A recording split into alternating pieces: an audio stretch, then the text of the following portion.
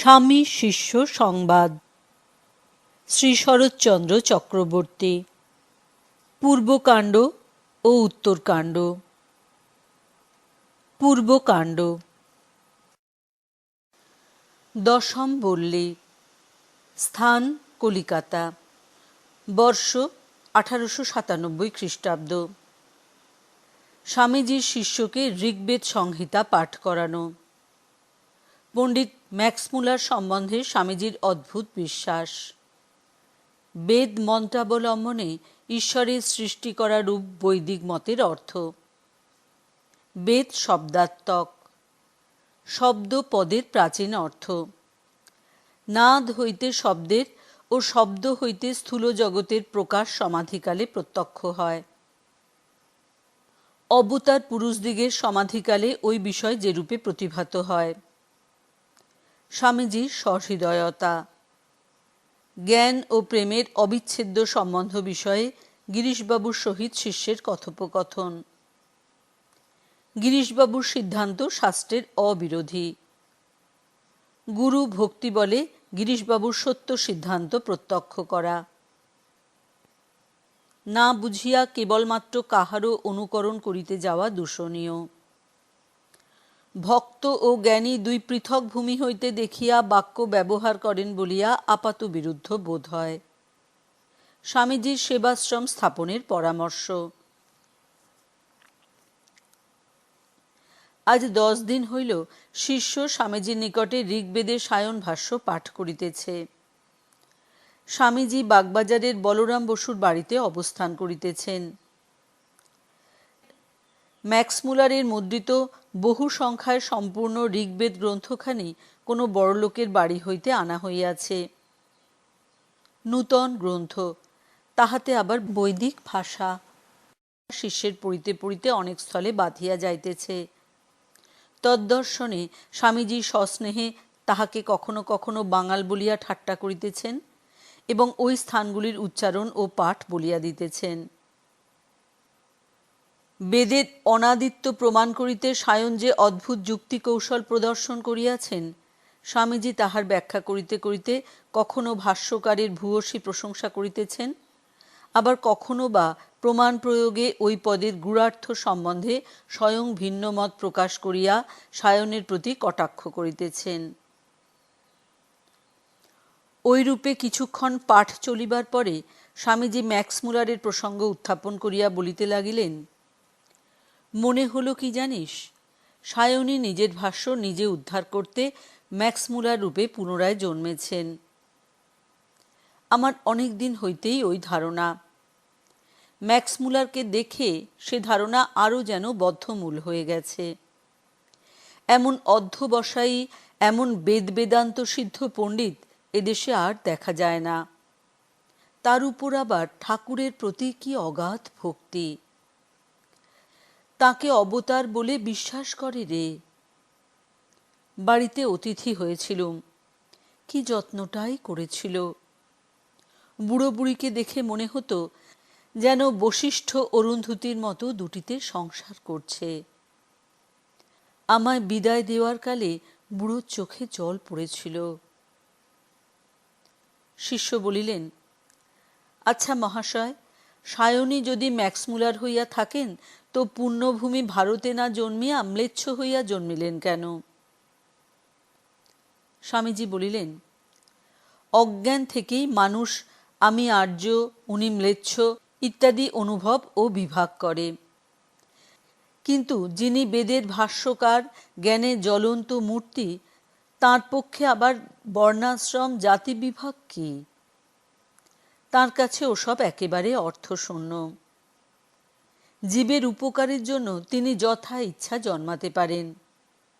বিশেষত যে দেশে বিদ্যা ও অর্থ উভয়ই আছে, সেখানে না জন্মালে এই প্রকাণ্ড গ্রন্থ ছাপবার খরচই বা কোথায় পেতেন? শুনিসনি, ইস্ট ইন্ডিয়া কোম্পানি এই ঋগ্বেদ ছাপাতে 9 লক্ষ টাকা নগদ দিয়েছিল। তাতেও কুলোয়নি। এদেশের শত শত বৈদিক পণ্ডিতকে মাসোহারা দিয়ে এই কার্যে নিযুক্ত করা হয়েছিল। বিদ্যা ও জ্ঞানের জন্য এইরূপ বিপুল অর্থ ব্যয় এরূপ প্রবল জ্ঞানতৃষ্ণা এদেশে এ যুগে কেউ কি কখনো দেখেছে? ম্যাক্স মুলার নিজেই ভূমিকায় লিখেছেন যে তিনি 25 বৎসরকাল কেবল ম্যানুস্ক্রিপ্ট লিখেছেন, তারপর ছাপাতে 20 বৎসর লেগেছে। 45 বৎসর একখানা বই নিয়ে এইরূপ লেগে পড়ে থাকা সামান্য মানুষের কার্য নয়। ইহাতেই বোঝ, সাধে কি আর বলি, তিনি সায়ন। ম্যাক্স মুলার সম্বন্ধে ঐরূপ কথাবার্তা চলিবার পর আবার গ্রন্থপাঠ চলিতে লাগিল। এইবার বেদকে অবলম্বন করিয়াই সৃষ্টির বিকাশ হইয়াছে, সায়নের এই মত স্বামীজি সর্বদা সমর্থন করিতে লাগিলেন। বলিলেন, বেদ মানে অনাদি সত্যের সমষ্টি। বেদপারক ঋষিগণ ওই সকল সত্য প্রত্যক্ষ করিয়াছিলেন। অতীন্দ্রিয় দৃষ্টি ভিন্ন আমাদের মতন সাধারণ লোকের দৃষ্টিতে সে সকল প্রত্যক্ষ হয় না। তাই বেদে ঋষি শব্দের অর্থ মন্ত্রার্থ দ্রষ্টা। পৈতা গলায় ব্রাহ্মণ নহে। ব্রাহ্মণাদি জাতি বিভাগ পরে হয়েছিল। বেদ শব্দাত্মক, অর্থাৎ ভাবাত্মক বা অনন্ত ভাবরাশির সমষ্টি মাত্র। শব্দ পদের বৈদিক প্রাচীন অর্থ হচ্ছে সূক্ষ্ম ভাব, যাহা পরে স্থূলাকার গ্রহণ করে আপনাকে প্রকাশিত করে। সুতরাং যখন প্রলয় হয় তখন ভাবী সৃষ্টির সূক্ষ্ম বীজসমূহ বেদেই সম্পুটিত থাকে। তাই পুরাণে প্রথমে মীনাবতারে বেদের উদ্ধার দৃষ্ট হয়। প্রথমাবতারেই বেদের উদ্ধার সাধন হল। তারপর সেই বেদ থেকে ক্রমে সৃষ্টির বিকাশ হতে লাগল। অর্থাৎ বেদ নিহিত শব্দাবলম্বনে বিশ্বের সকল স্থূল পদার্থ একে একে তৈরি হতে লাগল। কারণ সকল স্থূল পদার্থেরই সূক্ষ্ম রূপ হচ্ছে শব্দ বা ভাব। পূর্ব কল্পেও এই রূপে সৃষ্টি হয়েছিল। এ কথা বৈদিক সন্ধ্যার মন্ত্রেই আছে। সূর্যা চন্দ্রমসৌ ধাতা যথা পূর্বম কল্পয়ৎ পৃথিবীং দিবঞ্চান্তরিক্ষমথ সহ। বুঝলি? শিষ্য বলিলেন, কিন্তু মহাশয়, কোনো জিনিস না থাকিলে কাহার উদ্দেশ্যে শব্দ প্রযুক্ত হইবে? আর পদার্থের নাম সকলই বা কি করিয়া তৈয়ারি হইবে? স্বামীজি বলিলেন, আপাতত তাই মনে হয় বটে, কিন্তু বোঝ, এই ঘটটা ভেঙে গেলে ঘনত্বের নাশ হয় কি? না, কেননা ঘটটা হচ্ছে স্থূল, কিন্তু ঘনত্বটা হচ্ছে ঘটের সূক্ষ্ম বা শব্দাবস্থা। ওইরূপে সকল পদার্থের শব্দাবস্থাটি হচ্ছে ওই সকল জিনিসের সূক্ষ্মাবস্থা। আর আমরা দেখি, শুনি, ধরি, ছুঁই যে জিনিসগুলো, সেগুলো হচ্ছে ওইরূপ সূক্ষ্ম বা শব্দাবস্থায় অবস্থিত পদার্থ সকলের স্থূল বিকাশ। যেমন কার্য আর তার কারণ। জগৎ ধ্বংস হয়ে গেলেও জগদোদ্ধাত্মক শব্দ বা স্থূল পদার্থ সকলের সূক্ষ্ম স্বরূপসমূহ ব্রহ্মে কারণরূপে থাকে। জগদ্বিকাশের প্রাক্কালে প্রথমেই সূক্ষ্ম স্বরূপসমূহের সমষ্টিভূত ওই পদার্থ উদ্বেলিত হয়ে ওঠে ও উহারই প্রকৃত স্বরূপ শব্দার গর্ভাত্মক অনাদি নাদ ওঙ্কার আপনা আপনি উঠতে থাকে। ক্রমে ওই সমষ্টি হতে এক একটি বিশেষ বিশেষ পদার্থের প্রথমে সূক্ষ্ম প্রতিকৃতি বা শাব্দিক রূপ ও পরে স্থূল রূপে প্রকাশ পায়। ওই শব্দই ব্রহ্ম, শব্দই বেদ। ইহাই সায়নের অভিপ্রায়। বুঝলি? শিষ্য বলিলেন, মহাশয়, ভালো বুঝিতে পারিতেছি না। স্বামীজি বলিলেন, জগতে যত ঘট আছে সবগুলো নষ্ট হলেও ঘট শব্দ থাকতে যে পারে তা তো বুঝেছিস। তবে জগৎ ধ্বংস হলেও বা যেসব জিনিসগুলোকে নিয়ে জগৎ, সেগুলো সব ভেঙে চুরে গেলেও তত্ত্বধাতক শব্দগুলি কেন না থাকতে পারবে? আর তা থেকে পুনঃসৃষ্টি কেনই বা না হতে পারবে? শিষ্য বলিলেন, কিন্তু মহাশয়, ঘট ঘট বলিয়া চিৎকার করিলেই তো ঘট তৈয়ারি হয় না। স্বামীজি বলিলেন, তুই আমি ওইরূপে চিৎকার করলে হয় না, কিন্তু সিদ্ধ সংকল্প ব্রহ্মে ঘট স্মৃতি হবা মাত্র ঘট প্রকাশ হয়। সামান্য সাধকের ইচ্ছাতেই যখন নানা অঘটন ঘটন হতে পারে, তখন সিদ্ধ সংকল্প ব্রহ্মের কা কথা। সৃষ্টির প্রাক্কালে ব্রহ্ম প্রথম শব্দাত্মক হন, পরে ওঙ্কারাত্মক বা নাদাত্মক হয়ে যান। তারপর পূর্ব কল্পে নানা বিশেষ বিশেষ শব্দ যথা ভূ, ভুবঃ, সঃ বা গো, মানব, ঘট, পট ইত্যাদি ওই ওঙ্কার থেকে বেরুতে থাকে। সিদ্ধ সংকল্প ব্রহ্ম ওই শব্দ ক্রমে এক একটা করে হবা মাত্র ওই জিনিসগুলো অমনি তখনই বেরিয়ে ক্রমে বিচিত্র জগতের বিকাশ হয়ে পড়ে। এইবার বুঝলি শব্দ কিরূপে সৃষ্টির মূল? শিষ্য বলিলেন, হ্যাঁ, এক প্রকার বুঝিলাম বটে, কিন্তু ঠিক ঠিক ধারণা হইতেছে না। স্বামীজি বলিলেন, ধারণা হওয়া, প্রত্যক্ষ অনুভব করাটা কি সোজারে বাপ? মন যখন ব্রহ্মাবগাহী হতে থাকে, তখন একটার পর একটা করে এই সব অবস্থার ভিতর দিয়ে গিয়ে শেষে নির্বিকল্পে উপস্থিত হয়। সমাধি মুখে প্রথম বোঝা যায় জগৎটা শব্দময়, তারপর গভীর ওঙ্কার ধ্বনিতে সব মিলিয়ে যায়। তারপর তাও শোনা যায় না, তাও আছে কি নাই এইরূপ বোধ হয়। ওইটাই হচ্ছে অনাদি নাদ। তারপর প্রত্যেক ব্রহ্মে মন মিলিয়ে যায়। ব্যাস, সব চুপ। স্বামীজির কথায় শিষ্যের পরিষ্কার বোধ হইতে লাগিল, স্বামীজি ওই সকল অবস্থার ভিতর দিয়া অনেকবার স্বয়ং সমাধিভূমিতে গমনাগমন করিয়াছেন, নতুবা এমন বিশদভাবে এ সকল কথা কিরূপে বুঝাইয়া বলিতেছেন। শিষ্য অবাক হইয়া শুনিতে ও ভাবিতে লাগিল। নিজের দেখা শোনা জিনিস না হইলে কখনো কেহ এরূপে বলিতে বুঝাইতে পারে না। স্বামীজি আবার বলিতে লাগিলেন, অবতার কল্প মহাপুরুষেরা সমাধি ভঙ্গের পর আবার যখন আমি আমার রাজত্বে নেমে আসেন, তখন প্রথমেই অব্যক্ত নাদের অনুভব করেন। ক্রমে নাদ সুস্পষ্ট হয়ে ওঙ্কার অনুভব করেন। ওঙ্কার থেকে পরে শব্দময় জগতের প্রতীতি করেন। তারপর সর্বশেষে স্থূলভূত জগতের প্রত্যক্ষ করেন। সামান্য সাধকের কিন্তু অনেক কষ্টে কোনরূপ নাদের পারে গিয়ে ব্রহ্মের সাক্ষাৎ উপলব্ধি করতে পারলে পুনরায় স্থূল জগতের প্রত্যক্ষ হয় যে নিম্নভূমিতে, সেখানে আর নামতে পারে না, ব্রহ্মেই মিলিয়ে যায়। ক্ষীরে নিরবত। এই সকল কথা হইতেছে, এমন সময় মহাকবি শ্রীযুক্ত গিরিশচন্দ্র ঘোষ মহাশয় সেখানে উপস্থিত হইলেন। স্বামীজি তাহাকে অভিবাদন ও কুশল প্রশ্নাদি করিয়া পুনরায় শিষ্যকে পাঠ দিতে লাগিলেন। গিরিশবাবুও তাহা নিবিষ্ট চিত্তে শুনিতে লাগিলেন এবং স্বামীজির ঐরূপ অপূর্ব বিশদভাবে বেদব্যাখ্যা শুনিয়া মুগ্ধ হইয়া বসিয়া রহিলেন।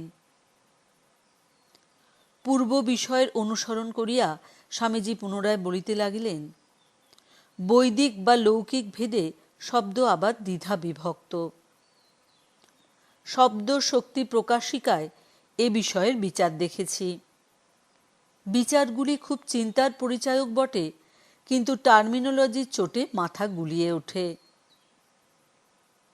এইবার গিরিশবাবুর দিকে চাহিয়া স্বামীজি বলিলেন, কি জিসি, এসব তো কিছু পড়লে না, কেবল কেষ্টবিষ্টু নিয়েই দিন কাটালে।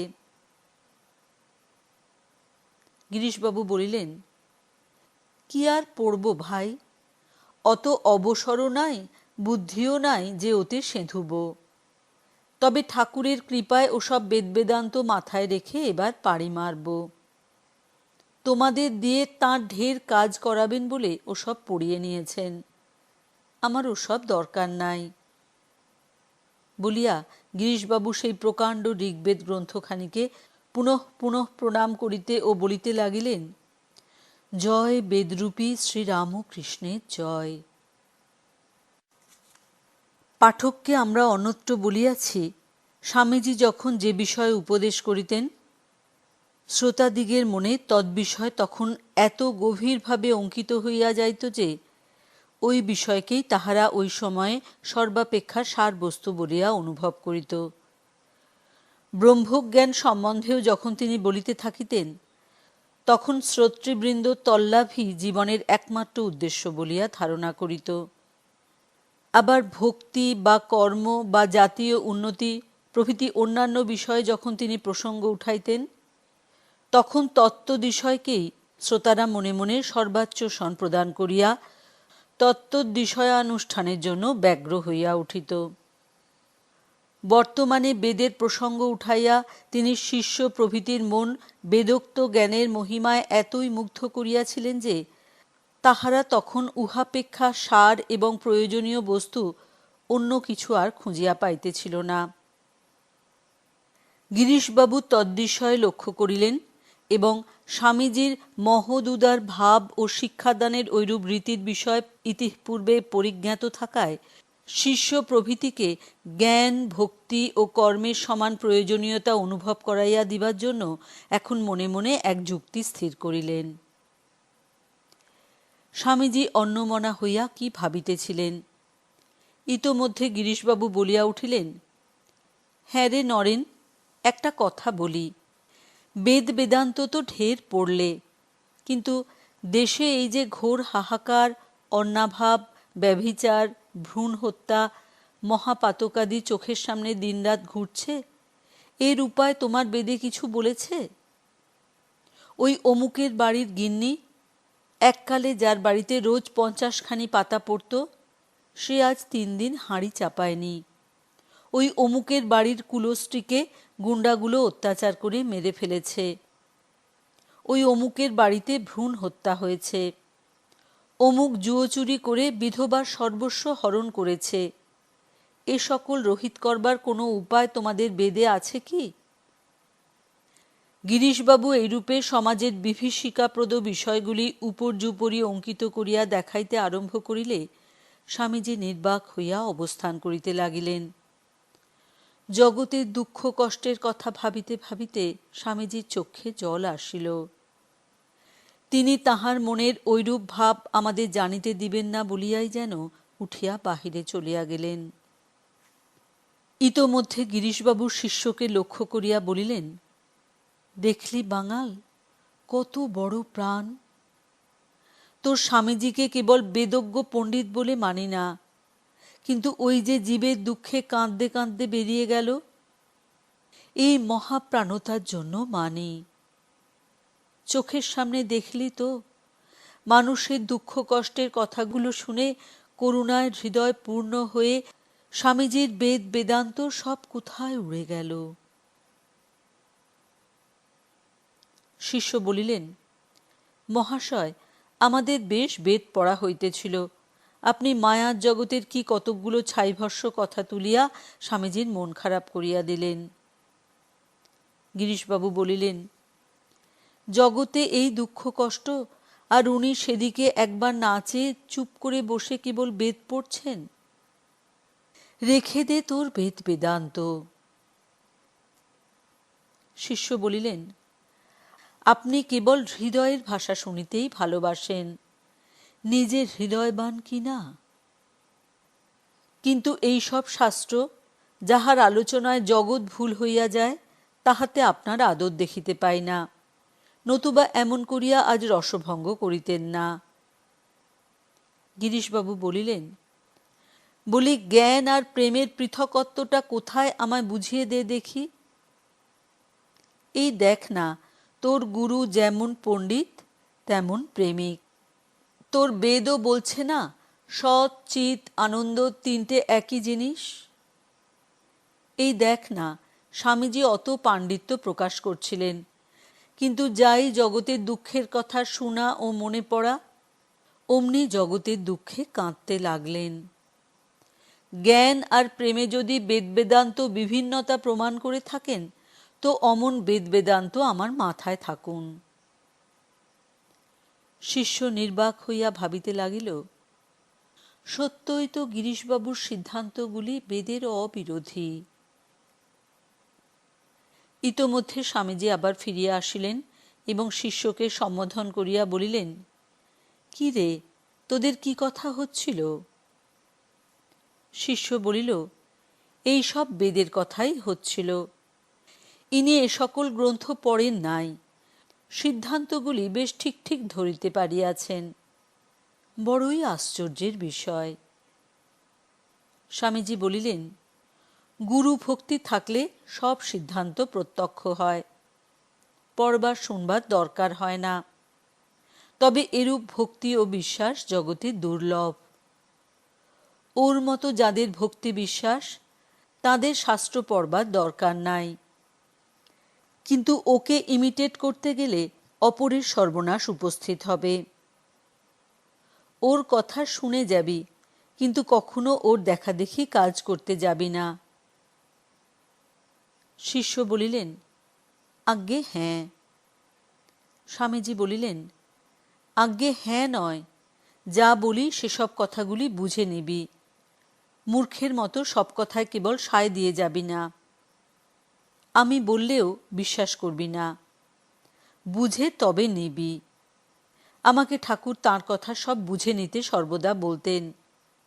সৎ যুক্তি, তর্ক ও শাস্ত্রে যা বলেছে, এই সব নিয়ে পথে চলবি। বিচার করতে করতে বুদ্ধি পরিষ্কার হয়ে যাবে, তবে তাইতে ব্রহ্ম রিফ্লেক্টেড হবেন। বুঝলি? শিষ্য বলিলেন, হ্যাঁ, কিন্তু নানা লোকে নানা কথায় মাথা ঠিক থাকে না। এই একজন বলিলেন, কি হবে ওসব পড়ে? আবার এই আপনি বলিতেছেন বিচার করিতে। এখন করি কি? স্বামীজি বলিলেন, আমাদের উভয়ের কথাই সত্যি, তবে দুই স্ট্যান্ড পয়েন্ট থেকে আমাদের দুইজনের কথাগুলি বলা হচ্ছে এই পর্যন্ত। একটা অবস্থা আছে যেখানে যুক্তি তর্ক সব চুপ হয়ে যায়, মুকার সাধনবৎ। আর একটা অবস্থা আছে যাতে বেদাদি শাস্ত্রগ্রন্থের আলোচনা পঠন পাঠন করতে করতে সত্য বস্তু প্রত্যক্ষ হয়। তোকে এ সকল পড়ে শুনে যেতে হবে, তবে তোর সত্য প্রত্যক্ষ হবে। বুঝলি? নির্বোধ শিষ্য স্বামীজির ঐরূপ আদেশ লাভে গিরিশবাবুর হার হইল মনে করিয়া গিরিশবাবুর দিকে চাহিয়া বলিতে লাগিল, মহাশয়, শুনিলেন তো, স্বামীজি আমাকে বেদ বেদান্ত পড়িতে ও বিচার করিতেই বলিলেন। গিরিশবাবু বলিলেন, তা তুই করে যা, স্বামীজির আশীর্বাদে তোর তাই করেই সব ঠিক হবে। স্বামী সদানন্দ সেই সময় সেখানে উপস্থিত হইলেন। স্বামীজি তাহাকে দেখিয়াই বলিলেন, ওরে, এই জিসির মুখে দেশের দুর্দশার কথা শুনে প্রাণটা আঁকু পাঁকু করছে। দেশের জন্য কিছু করতে পারিস? সদানন্দ বলিলেন, মহারাজ, জো হুকুম, বান্দা তৈয়ার হ্যায়।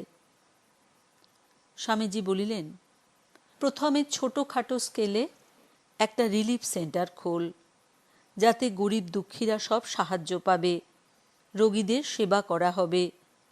যাদের কেউ দেখবার নেই, এমন অসহায় লোকদের জাতি বর্ণ নির্বিশেষে সেবা করা হবে। বুঝলি? সদানন্দ বলিলেন, জো হুকুম মহারাজ। স্বামীজি বলিলেন, জীব সেবার চেয়ে আর ধর্ম নেই। সেবা ধর্মের ঠিক ঠিক অনুষ্ঠান করতে পারলে অতি সহজেই সংসার বন্ধন কেটে যায়। মুক্তি করো ফলায়তে। এইবার গিরিশবাবুকে সম্বোধন করিয়া স্বামীজি বলিলেন, দেখো গিরিশবাবু, মনে হয় এই জগতের দুঃখ দূর করতে আমায় যদি হাজার হাজারও জন্ম নিতে হয়, তাও নেব। তাতে যদি কারো এতটুকু দুঃখ দূর হয় তো তা করব। মনে হয় খালি নিজের মুক্তি নিয়ে কি হবে, সকলকে সঙ্গে নিয়ে ওই পথে যেতে হবে। কেন বলো দেখি এমন ভাব উঠে? গিরিশবাবু বলিলেন, তা না হলে আর তিনি তোমায় সকলের চেয়ে বড় আধার বলতেন? এই বলিয়া গিরিশবাবু কার্যান্তরে যাইবেন বলিয়া বিদায় লইলেন।